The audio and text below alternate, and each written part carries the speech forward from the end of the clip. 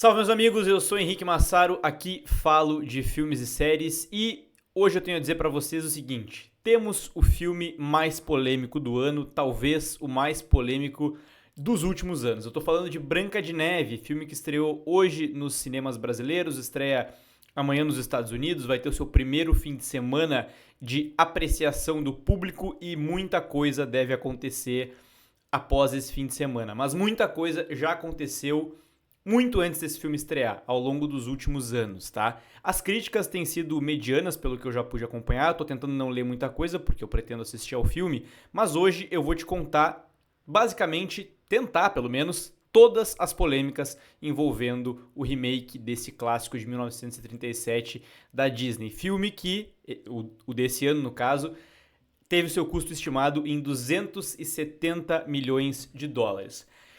Tudo começa ainda no fim, a concepção desse projeto começa ainda no fim da década passada.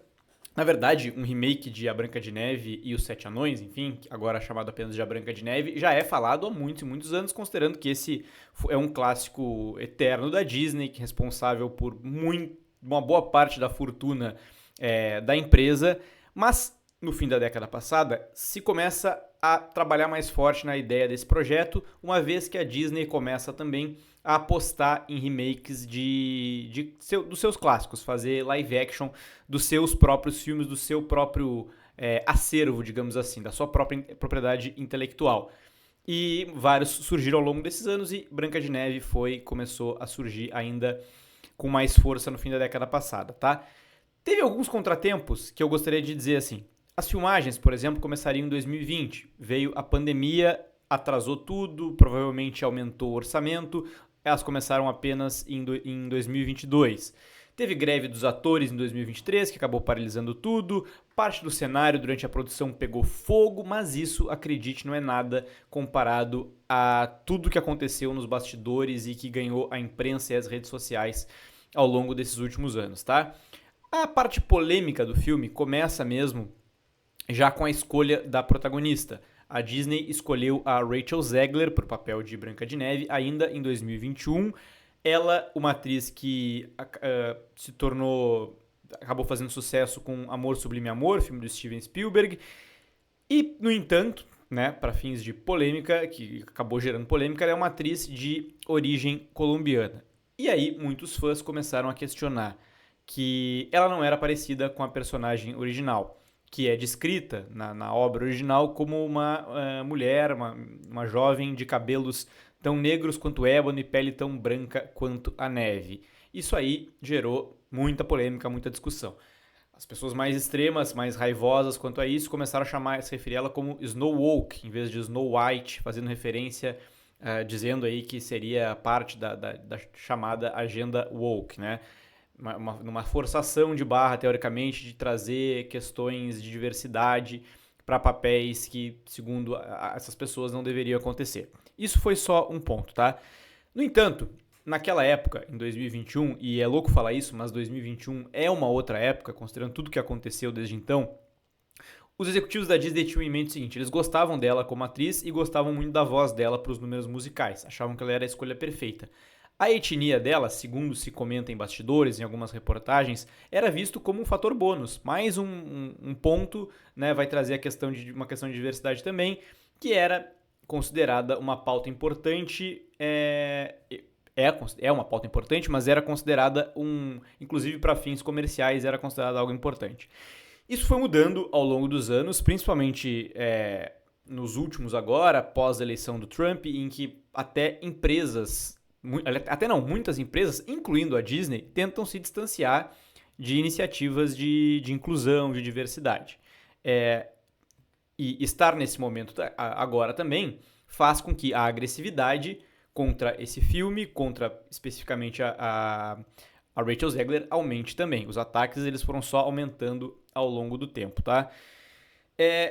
Só que muitos ataques também aconteceram não só por conta da escolha dela como atriz, mas por conta de declarações dadas por ela própria, que geraram, enfim, diversas reações.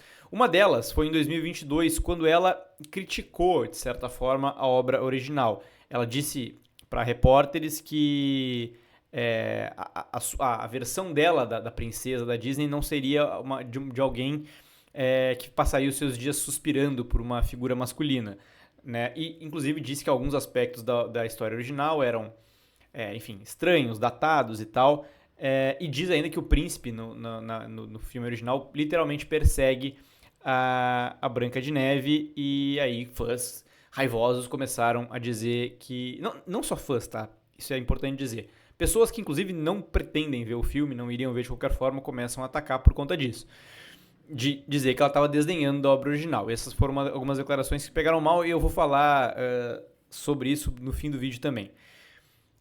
Dá um tempo aqui de Rachel Zegler pra gente entrar numa outra polêmica. Os Sete Anões. Branca de Neve e os Sete Anões. Quando esse projeto, depois que ela tinha sido anunciada e tal, o Peter Dinklage, ator com nanismo famoso por diversos papéis, mas principalmente por Game of Thrones, ele falou numa entrevista que ele achava estranho que a Disney estivesse trazendo uma atriz de origem latina para trazer inclusão e diversidade para uma história clássica, mas que ainda estaria insistindo em Sete Anões, que, segundo ele, seriam versões estereotipadas, totalmente datadas das pessoas que, como ele, têm nanismo.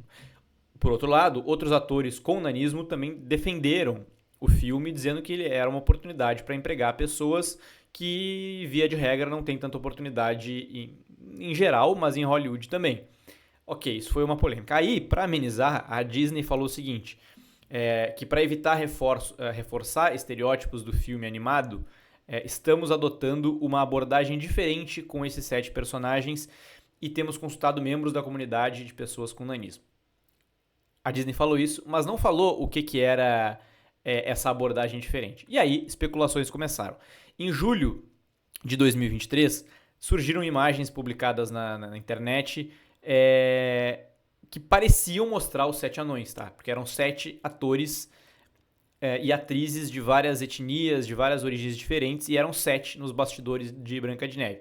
E aí começaram a bater forte nisso. A manchete do Daily Mail, né, enfim, era Branca de Neve e os 7 reticências companheiros politicamente corretos. E aí, nova onda de críticas e tal. A Disney negou, chegou a dizer que a imagem era falsa, depois disse que não era bem assim e tal. Na verdade, falou que aqueles não eram os 7 anões, eram um outro grupo de 7, que seriam chamados de uma tropa de bandidos, que seriam os atores daquela foto. E aí ela disse o seguinte, que os anões, os 7 anões, na verdade, não é que eles não iam estar na história, eles estariam, mas eles seriam feitos por CGI, ou seja, eles seriam adicionados na pós-produção, e isso, se a tentativa era evitar as polêmicas, isso reacendeu uma nova polêmica, porque, ok, não querem reforçar estereótipos, ao mesmo tempo estão, segundo a visão de muitas pessoas, fazendo um apagamento, né, desses personagens e deixando, inclusive, de empregar atores com nanismo. Nova polêmica em torno disso também, tá? Em 9 de agosto de 2024, no ano passado, saiu o teaser trailer, tá? Que tem milhões e milhões de reproduções no YouTube e tem 102, hoje, nesse momento, tem 102 mil pessoas curtiram esse vídeo. O YouTube não mostra quantas pessoas deram o não curtir. Segundo uma reportagem do New York Times, que ouviu diversas pessoas envolvidas na produção e que me deu sustentação para várias das coisas que eu estou falando aqui, eu não sei como, eles tiveram acesso ao número de dislikes ali, que até onde eu sei, tendo um canal no YouTube, só quem é dono da conta consegue ver. Então, provavelmente eles têm acesso a alguém da Disney, se essa informação for verdadeira. Segundo eles, são 102 mil curtidas e 1,5 milhão de dislikes no vídeo do teaser trailer que saiu ainda no ano passado.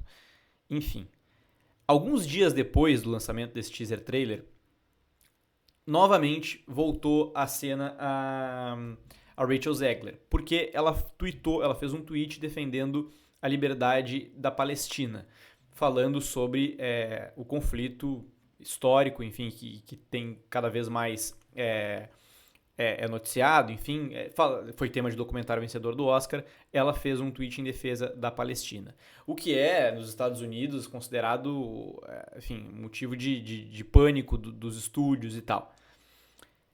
Isso deu polêmica por si só, mas além disso criou uma polêmica com a Gal Gadot, que interpreta a rainha malvada no filme da Branca de Neve.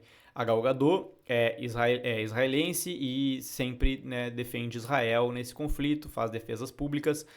Gerou, no mínimo, a gente não sabe os detalhes disso, mas gerou no mínimo uma animosidade entre elas, um clima um tanto quanto estranho. O posicionamento no entanto, da Rachel Zegler teria gerado uma reação das pessoas envolvidas no filme. Porque, segundo essa reportagem do New York Times, o Mark Platt, que é o principal produtor de Branca de Neve, chegou aí de Los Angeles para Nova York para conversar com a Rachel Zegler e basicamente pedir para ela ficar quieta. Dizer que a Disney teria avaliado, deletar o tweet seria pior, evita, tem muito dinheiro envolvido, não te manifesta mais. Mandou ela silenciar, basicamente, né? Aparentemente ela teria se comprometido a não falar mais nada para evitar polêmicas e atrapalhar o filme. Em novembro, no entanto, ela criticou o Donald Trump no Instagram, fez críticas fortes com palavrões e tal. E aí gerou mais novos ataques de pessoas ligadas à direita, que já eram contra o envolvimento dela no filme, já tinham várias críticas e ataques atrás de ataques. Isso teria atrapalhado até a própria divulgação do filme, enfim, a Disney, a própria Rachel Zegler teria pedido desculpa depois, disse que falou na emoção e tal. Mas tudo isso que eu tô trazendo para vocês gerou o seguinte, uma polêmica atrás da outra envolvendo esse filme, tá? Uma polêmica atrás da outra. E eu não tô entrando nem no mérito aqui das opiniões da Rachel Zegler e tal. Se a gente for analisar, tem várias...